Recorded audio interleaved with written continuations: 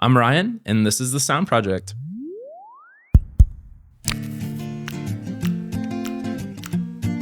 Today we have Jonny Serrano with us from Alclair.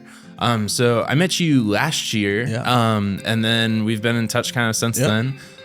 So pumped to do an episode with you. Grateful to be here. And so, we'll just start off with like, what is your experience like in the industry? What got you into music? And we'll go from there. Yeah, so I'm an audio engineer. That's how I started. Went to school for it, dropped out of school, mixed some people locally in Minneapolis, and did a little bit of touring here and there. And that's kind of what got me into it. My dad was a singer growing up. My sister's an artist. She's a producer. So it's kind of runs in the family. And that's awesome. I do the audio side of it. So that's cool. That's like the quick overview of it. But I always, since birth, I was like R&B, soul. Stevie Wonder was the jam. That's awesome. So I grew up on that style of music and just love it. Have you and your sister and like your dad ever done like a collaboration of some kind? My sister and I have. Okay. Our dad, no, because he just screams when he sings. That's kind of the running joke of it. Okay. So not really, but my sister and I have. I do some mixing for her and stuff like that. That's awesome. Yeah. So do you have like a home studio that you work out of? I have my computer. There and you my go. in-ears. Yes. That's what I use. I used to use studio monitors. I don't use them anymore because we have high quality in-ears that produce what I need to produce. So all right, with that, we'll go ahead and jump into the Alclair side of it. So. I didn't mean to make it just like go right in, but all right, we'll back up then. So, all right, so like doing some stuff on the road, doing like mixing. So like, was it primarily like home studio kind of things that you were working out of, or were you like working in studios? So it like actually around? front of house. Mainly. Oh, okay. Front of house and monitors. Okay. Yep. So I'm more of the live audio. Cool. But I did go to school for in studio production. Okay. So learning everything from recording to mixing, mastering, all that's that awesome. stuff. So that's kind of like a high debated topic in our industry, right? Where it's like, all right, do you need like a degree to do this? So what was it for you? That's what I tell everybody, especially live production now. Well, and that's where I want to go. So like the fact that with live production, like a lot of that is, experience. So like what made you like, so you started the university side of things. So like what made you go into university, and then what made you decide like, all right, like I'm going to focus just on the career? That's a great question. I think it was just like the normal thing. Sure. Growing up, it's like, oh, you go to college. That's just what you do. But I don't know. I kind of break the mold in a lot of things. Sure. I'm just like, I don't like to be by the book. I like to just go with what feels right. Yeah. And so that's how it kind of started for me. It was like, hey, I'll do this. And I was like, no. Sure. I think I can learn more by just shadowing people. Yeah. Or interning or whatever that is. So I always recommend it, especially for live production. Yeah. It's like go to a production company and just ask, what can I help with, or something like that. So that's kind of what I took on. I just learned a lot from people. That's awesome. And people that I trusted a lot. And so that helped me get like the ideas of what I want to do growing up.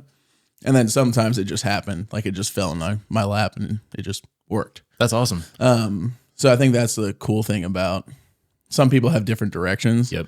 And they can go one way and go the other. And I think just follow the right path that opens up. Yeah. All the doors open. That's what I always say. We did another episode like a while back that it was Gavin and Oscar, and they were talking about how, so like Gavin was a mechanical engineer like background, but Oscar is like an acoustical engineer background. And it was just kind of like, all right, what are like the different avenues that like you landed in the same place, but you had very different ways of getting there. Completely different. Yeah, that's cool. It's always cool to see that. Yeah. And it's in live productions, like very much the same deal. Like, I mean, there are some people that like went to school for it and then go on the road, but there's a lot of them that they, finished high school and went on the road. So did you end up shifting into like a production company after that, or did you? So yes and no. It was like churches in Minneapolis in the area. Yep. And then there's a production company, Reach Communications, who we work with a lot. Cool. And I kind of just leaned on them and that's awesome. Asked them, hey, what can I help you guys with? And did some things with them. And then they like helped me throughout the way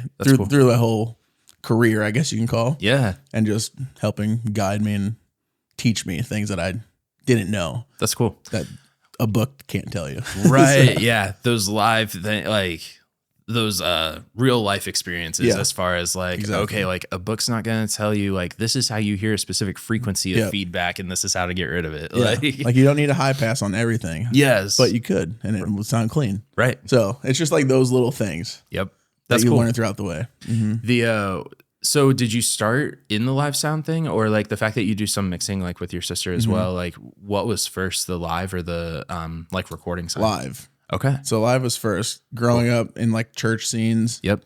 You just get thrown into it. It's like, can you run sound? And so that's where it kind of started for me. Cool. And then doing some clubs and bars. Okay. Locally. Have That's you kind always, of what helped push that. To Yeah. me. I was like, yep, this is what I want to do. have you always been in the Minneapolis scene for? So Minneapolis and then Nashville Okay. and then Denver. So kind of all over the place a little bit. Cool. Was it like tours that took you out that way, or was it like just moving and Moving. then Yeah, moving there. So yeah, I moved from Minneapolis to Denver. Okay. In Denver, I did sound production, studio stuff as well, mixing. Okay. And then Nashville, more like live stuff, just helping out bands locally, Sure. get ready for tours and stuff like that, Yep. as well as Alclair being there too. Right. Yeah. So outside of the Alclair stuff, like, are you still involved in like the live sound? Not thing? as much. I kind of taken a back seat a little bit. Sure. I'm getting the itch again. Yep. But I want to do more mixing Okay. so I can do it on the go. That's and awesome. I do a little bit here and there. And Sure. I just mix on my ears. Okay. So I'm 25. That's my goal, is do a little bit more mixing. That's awesome. Yeah. What's the like main style like when you? So I know you said like live sound was like a lot of house of worship things, but then like what's the? And you talked about doing like R&B stuff. Is that the same kind of projects that you tried working on or want to work on? Not so much. I grew up with R&B. Like that was what we listened to all the time. That's awesome. So I would love to do more of that. That would be sweet. So it's more like singer-songwriter pop, Okay. some hip hop stuff here and there. Okay. But I would rely on Biz for that one. Yeah. I'll still be like, hey, can you do this? Yep. Nope. That's so, fair. Yeah. So it's a little bit of a mixture of everything. Okay. I would say I don't have like one favorite. I just like great music. Yeah. That's awesome. That's what inspires me. So Cool. So the fact that you brought up Biz, I kind of forgot that Biz is the one that introduced me to you. He connected us. So yeah, how do you know Biz? Man, it has been years. So he's with Reach. Yep. And so they use our ears. And so it's kind of like this natural thing that happened. Okay. His family like is from Minneapolis area. Yep. And so it was like this connection that was always in the making. And then we finally just hit it off and met. That's so Probably, man, 2012.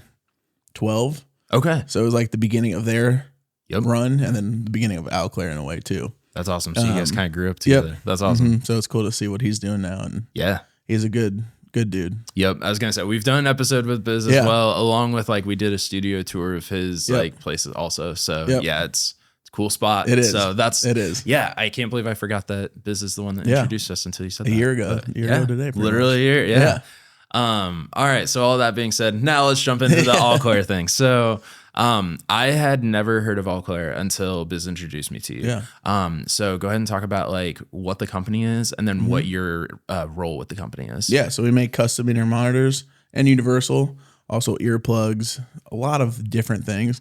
But our main thing is the audio side of things. So we make custom in-ears. Cool. So for live, for studio as well, which I know you've been using those. Yep. So yeah, we started in 2010, a little mom and pop shop, and now we're growing into this little thing that's just pushing out ears all the time. Yeah. So it's been fun. That's cool.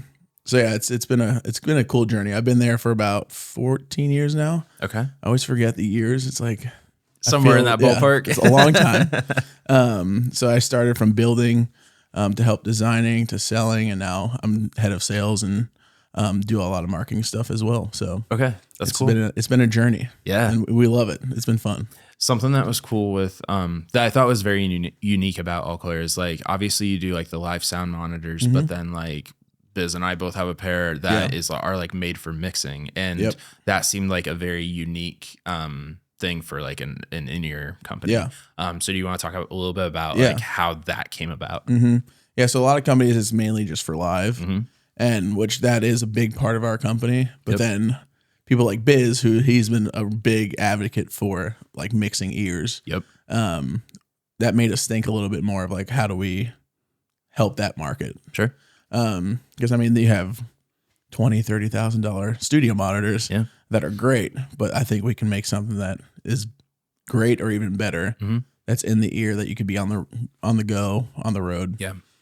So that was kind of the idea of it. Okay. And to create something that's as balanced as possible. Sure. So we have two models I would say that are great for studio. One of us is our Studio 4 that is as flat as can get. Yep. It's a real true flat. So when people say like, I like flat and then listen to them, they're like, I don't think I like that. Because like it's a true flat. Yep. And then our electro, which is what you have. Yep. And that's what Biz uses a lot too. Yep. And it just opens everything up. And so we created those two models just for studio, really. And some people use them live and absolutely love them because they want to have that same feeling on stage. So it kind of just happened, but I think a big advocate was Biz. Okay. He was like the one that was pushing. So was Biz like involved in the actual development like process of those things? Not the development, but the idea of it. Okay. And he was like, I want it to sound flat. Like I just need a flat monitor. Right. And so that's where the Studio 4 came. Cool. And then the Electro kind of evolved how that would sound. Okay. And just open everything up a lot more. That's awesome. Yeah. And then on the live sound like side, you guys have multiple models as well. Yep. Like, so do you want to give kind of like a brief run through of like what some of the differences are? Yeah. So we have 13 total custom IEM options, which is a lot. Yeah. But we have something for everybody in each price range. So that's what really separates us out from everybody else is that we have something for everybody. Cool. No matter what your budget is. That's awesome. We want to make it as affordable as possible. Right. And it's not a cheap thing at all. Right. Like I'm not saying it's very affordable or anything like that, but it's comparatively to the rest of the industry. Yeah. We try to do that just because we want everybody to have that experience. That, and it's one of those things like, I mean, they are just high quality. Like when they're handmade. So it costs some money to do that. Well, and then the other thing too, like this was just kind of like the icing on the cake was like when they got mailed to me, like they came in a Pelican case, like a literal like small Pelican case. I'm like, I didn't expect that. So, and like something like that, it's like, okay, like I don't have to worry about them getting damaged, like traveling or anything like that. And so, that's cool. Yeah. We care about every little detail is that our biggest thing down to the case. And you also still have like, it still feels like a mom and pop shop. Like, even though you guys are definitely growing, like it still feels like it still has those pros of being a small company. So. And that'll never change. That's our biggest goal. We want to feel like you have that personal touch to every person, no matter who you are. That's cool. And as we grow, that's our biggest goal is to make sure you're taken care of. Yeah, that's great. So with all of that being said also, so like some places you'll see, especially in the House of Worship realm, you'll see like some places are using, the floor wedges, others are using like the actual in-ears. So like what to you are like some of the pros and cons of like, or what are the positives of using, the in-ears? For sure. Yeah. So number one thing, especially with what we do, it's mainly custom is that isolation. Yeah. So what it's doing is protecting your ears. That's the number one goal with all of our products is to protect your ears. Yeah. That's our mission in everything that we do at Alclair's. That's our number one goal is to protect your ears. And then the quality of the audio too. Yep. That's a very important thing too. I like, it's hard to put like which one's more important. Sure. Because they're both very important. So I would like stack them. Right. But protection is the biggest thing. We don't want people to lose their hearing and not be able to do what they do. Yeah.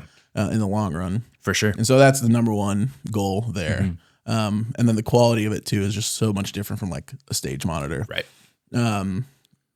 We all know stage noise is terrible. Yep. If you're in a small room, big room, it doesn't matter. Yep. So that alleviates that.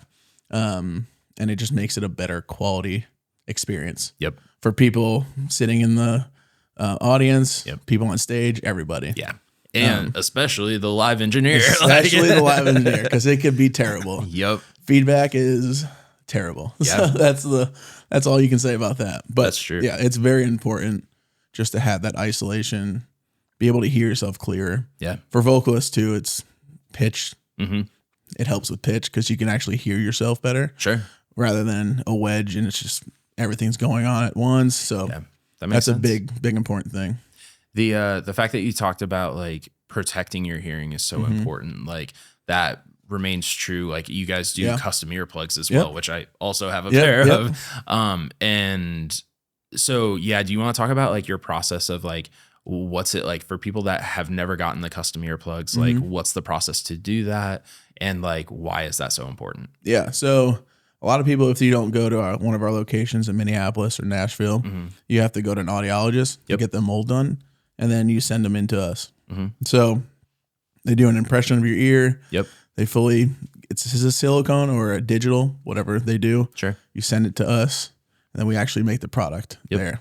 And And that's an important process. And there's a whole process that we have. It's an impression instruction sheet that explains all that. Yeah. Like what we need as a manufacturer, all that stuff. But it's a very important thing to get a good seal on no matter what, if it's earplugs, in-ear monitors, whatever it is. Sure. So that way you can experience what you haven't experienced before. Yeah. So, and something that I know like other companies do this as well, but something that I do really love about the ones that you guys have is like the fact that you have the replaceable filters on there. So like, I think I have the -10 and -15 or something like that. And it's just like, okay, like if I'm in a really loud setting, like I can put the higher filter in versus like, all right, it's maybe a singer-songwriter kind of deal where it's just loud enough that I still want to have it, but not as bad that I have to have the higher one. Yeah, so. the filtered, so we call them musician plugs. Okay. They're great for any environment. Yeah. We have a lot of people who, like some people struggle with vertigo or something like that, and it helps them just like close off a little bit. Or so sleeping, they're great for sleeping.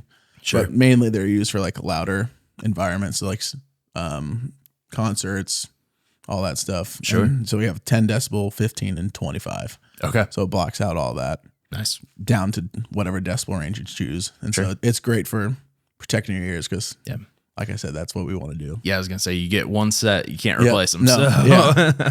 And if you do need hearing aids, you can come to us because we can also sell those to you. There you go. Got the whole spectrum covered. Got everything covered with hearing.